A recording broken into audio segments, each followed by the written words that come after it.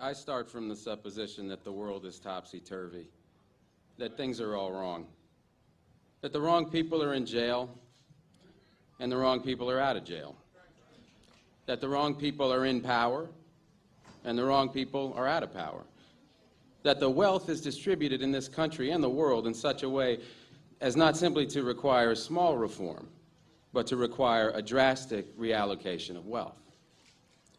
I start from the supposition that we don't have to say too much about this because all we have to do is think about the state of the world today and realize that things are all upside down.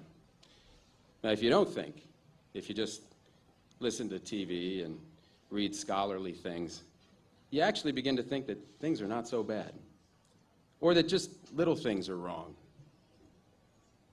But you have to get a little detached and then come back and look at the world, and you are horrified. So we have to start from that supposition that things are really topsy-turvy. And our topic is topsy-turvy, civil disobedience. Now, as soon as you say the topic is civil disobedience, you're saying our problem is civil disobedience. That is not our problem. Our problem is civil obedience.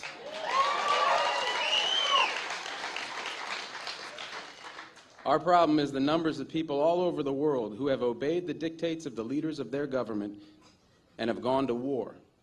And millions have been killed because of this obedience. We recognize this for Nazi Germany.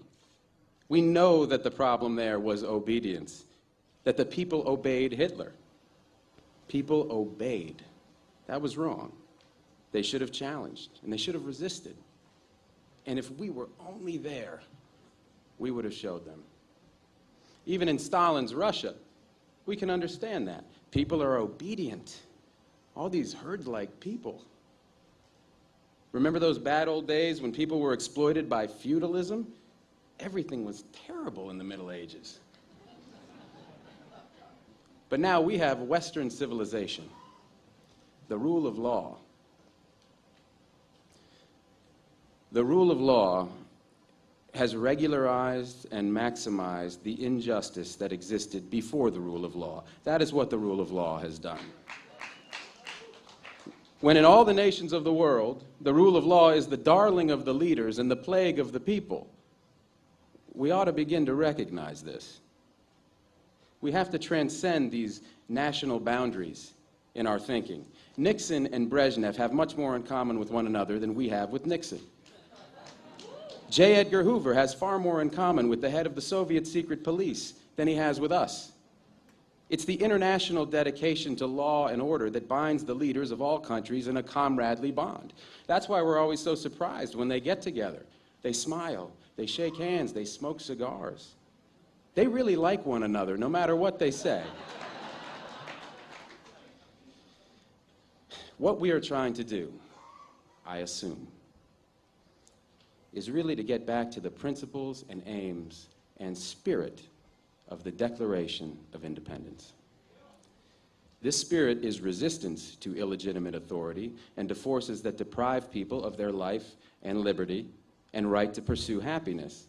And therefore, under these conditions, it urges the right to alter or abolish their current form of government, and the stress had been on abolish. But to establish the principles of the Declaration of Independence, we're going to need to go outside the law, to stop obeying the laws that demand killing or that allocate wealth the way it's been done, or that put people in jail for petty technical offenses and keep other people out of jail for enormous crimes.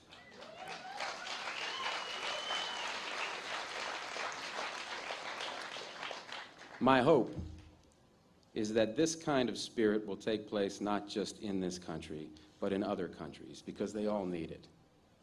People in all countries need the spirit of disobedience to the state, which is not a metaphysical thing, but a thing of force and wealth. And we need a kind of declaration of interdependence among people in all countries of the world who are striving for the same thing.